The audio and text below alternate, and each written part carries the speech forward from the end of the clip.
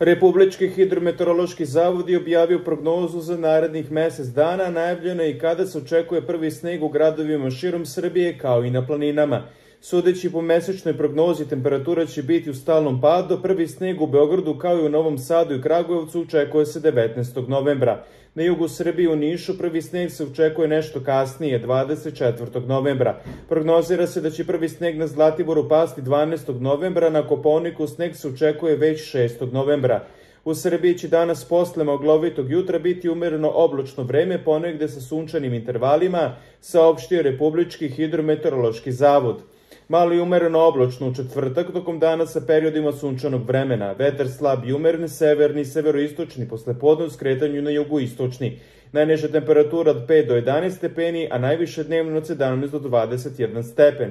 U petak malo i umereno oblačno uz dalje povećavanje stepen oblačnosti sa zapada, a kratkotrajna kiša se očekuje tek ponegde krajem dana na zapadu zemlje.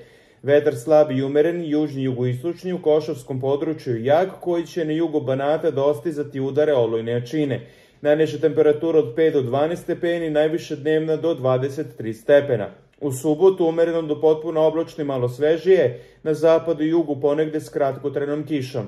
Vetar slab i umeren, južni i jugoistočni u Košavskom području jak, koji će na jugu Banata dostizati udare olujne jačine.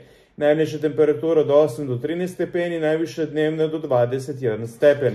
U nedelju još hladnije s kišom, dok u ponedeljak kiša prestaje.